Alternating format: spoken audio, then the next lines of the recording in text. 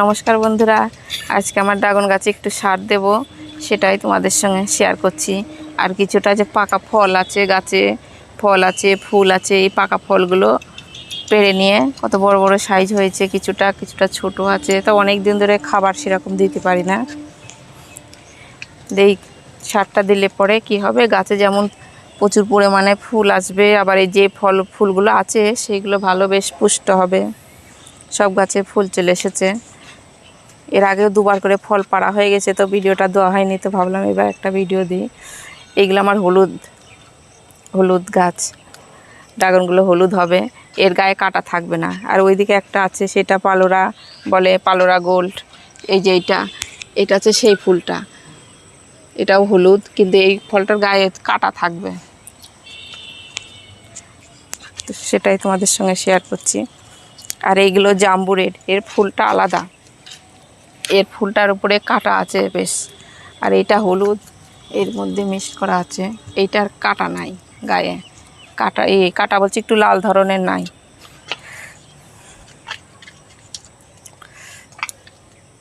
এই যে প্রচুর পরিমাণে ফুলও আছে। আমার এদিকে পাকা ফল আছে, তো পাকা ফলগুলো আমি পেড়ে নিয়ে তারপরে ওই ওষুধটা দেব।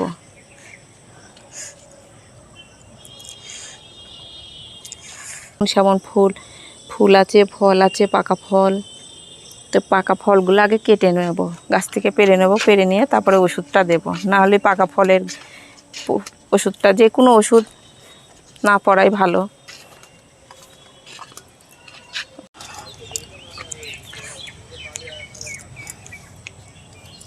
এই যে ফলটা অনেকে কি করে, ধরে এইভাবে করে দুমড়ায়, কিন্তু সেটা সঠিক পদ্ধতি না। এরকম দুমড়াতে গেলে কি হবে, আমাদের এই যে কাটা আছে, এই সাইডে কাটায় এখনও অনেকবার ফুল আসবে।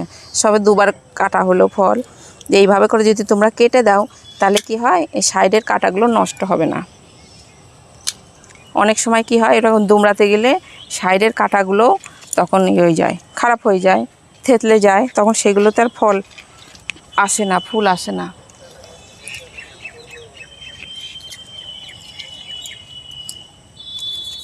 কাটার সময় একটু সাবধানে কাটতে হবে।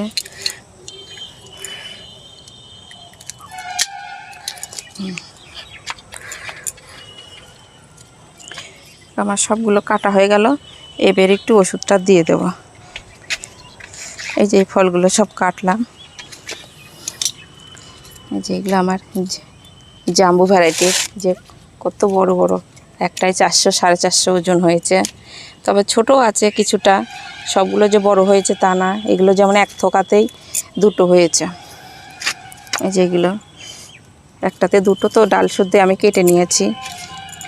যেগুলো কোনোটা মোরাক্কা রেড আছে, কোনোটা জাম্বু রেড আছে। হলুদগুলো এখনও পাকেনি, হলুদ আছে, হলুদ 2-3 রকমের আছে। এই যে আমার অনেকটা গাছ আছে, এইদিকে কতটা গাছ আছে, ওইদিকেও আছে। তার জন্য আমি যখন বেশিটা দিই, তখন এই স্প্রে মেশিনে দিই। আর তোমাদের বাড়িতে হয়তো 2-3টে গাছ আছে, তাহলে ছোটো এগুলোতেও দিতে পারো। এখানে আমি তোমাদের কাছে যেটা পাবা হাতের কাছে সেইটাই দিতে পারো। এইটা প্রথমে এটা দিয়েছিলাম, এটা এখন শেষ হয়ে গেছে, এখন এটা একটা এনেছি। এগুলো গাছের এই ভিটামিন। এখন গাছের গোড়াতে কোনো খাবার ঠিক মতন দেওয়া হচ্ছে না।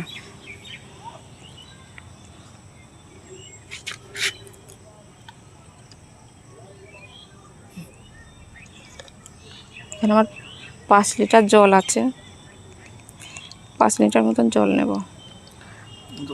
10 ml হয়ে গেল।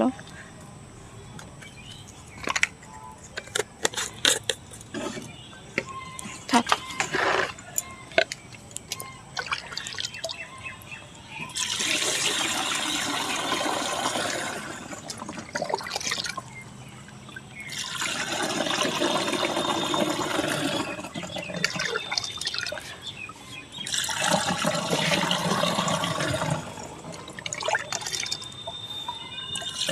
এটা দিলে কি হবে, পরে যে ফলগুলো আবার হবে, সাইজটা বেশ বড় হবে। তোমাদের হাতের কাছে যেটা পাবা তোমরা সেইটাই দিবা। অ্যাগ্রোমিন গোল আছে, ম্যাক্স আছে, যেটা পাও তোমাদের কাছে সেটাই দিতে পারো তোমরা। আমাদের ফার্টিলাইজারের দোকানে এগুলোই পাওয়া যায়।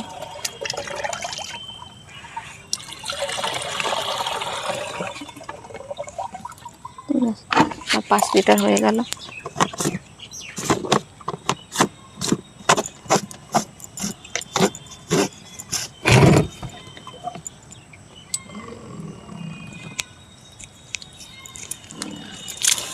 সব গাছগুলোতে আমি স্প্রে করে দেবো। ওই দিকটায় যাওয়া একটু অসুবিধা আছে, ওই দিকটা আগে দিয়ে আসি।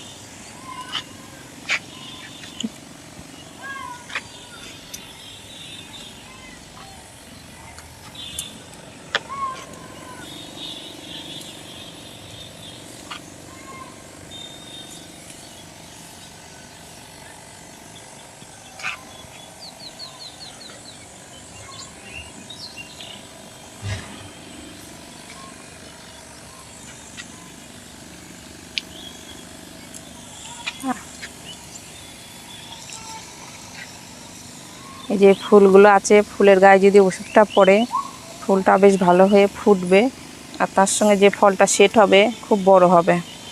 আর একবার যখন একটু আধ পাকা হয়ে যাবে, ফলটা হয়তো ফুলের থেকে সেট হয়ে গেছে, সেই সময়তে তোমরা আর একবার দিয়ে দেবা।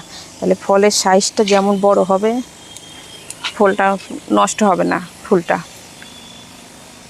আর একবার দিতে পারো তোমরা। এই ফলগুলো যখন পেরে নিবা, তখন এই সব ডালগুলো কি হবে, ফাঁকা হয়ে যাবে। এগুলো আবার প্রায় ঝাঁকে ঝাঁকে ফুল আসে। তো সেই যখন ছোট ছোট অবস্থায় বেরাচ্ছে, ছোট ছোট গুটি গুটি, সেই সময়তে তোমরা আর একবার দিয়ে দেবা। তাহলে ফুল ওই ঝরাটা অনেকটা কমে যাবে।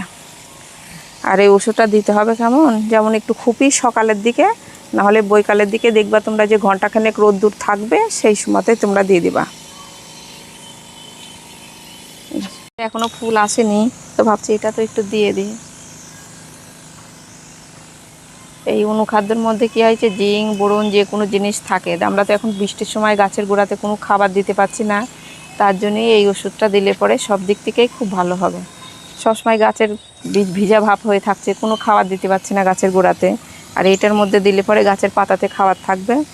1-1.5 ঘন্টা যদি বৃষ্টি না হয়, তাতেই নিয়ে নিতে পারবে।